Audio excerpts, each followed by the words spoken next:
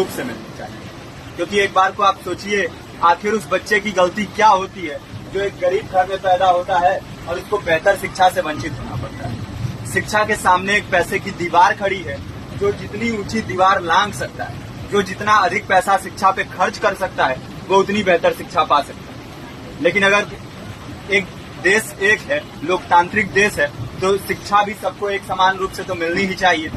आज परिस्थिति ये है कि एक तरफ तो प्राइवेट स्कूल हैं जो लूट के अड्डे बने हुए हैं, वहां पे आप एडमिशन कराने जाएंगे तो सिर्फ एडमिशन के नाम पे ही आपको 10,000 20,000 रुपए देना होगा।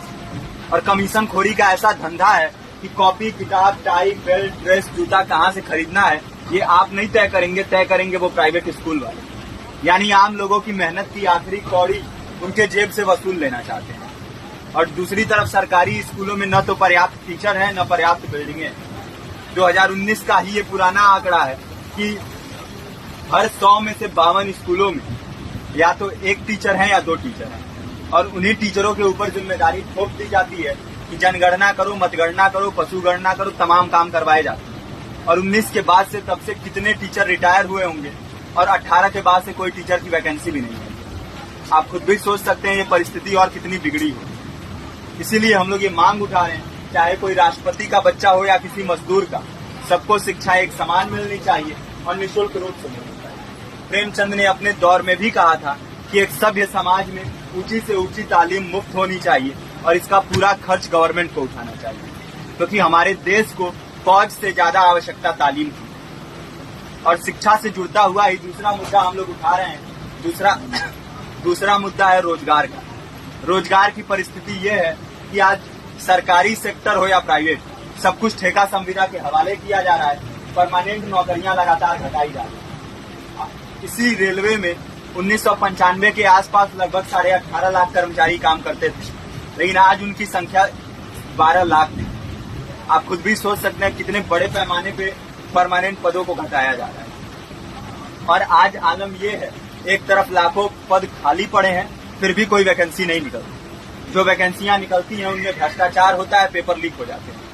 RO, UP police, BPSC, SSC, CGL, ऐसे तमाम पेपर लीक हो चुके हैं, आप लोग भी जानते ही। अभी नीट की धांधली में ये पता चला कि एक एक पेपर 30 लाख से 50-50 लाख रुपए में बेचा गया। हम और आप तो ये पैसा नहीं दे सकते। पूरी की पूरी कारस्तानी सरकार, प्रशासन, शिक्षा माफियाओं की होती है। और भुगतता कौन है?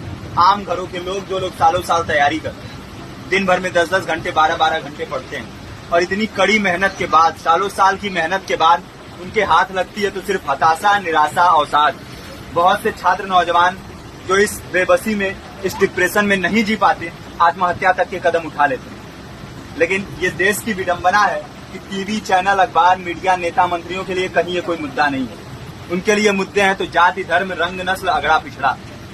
आज जब पूरी परिस्थिति इतनी भयावह है तो ये जरूरी है कि लोगों के बीच में जाया जाए, लोगों को संगठित किया जाए और एकजुट किया जाए। क्योंकि आज अगर अपने मुद्दों पर बोलेंगे नहीं तो कल को ये परिस्थिति और बिगड़ेगी। हो सकता है ले दे के अपनी जिंदगी तो हम लोग काट ले जाएंगे, लेकिन आने वाली पीढ़ियों को क्या भविष्य देके जाएंगे, ये भी सोचने वाली बात है। हमारे साथी ने आपको पर्चा दिया है, पर्चा आप तक पहुंच गया है। पर्चे में और भी बातें हैं, इसको पूरा विस्तार से पढ़िए। पर्चे में हमारा नंबर है, संपर्क कीजिए।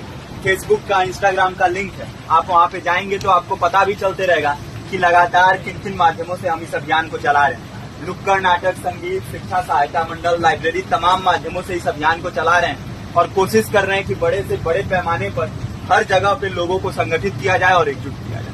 आपके बीच भी आए हैं आपका साथ और सहयोग में, साथ इस रूप में कि आप भी हमारे इस कारवां और इस मुहिम से जुड़िए।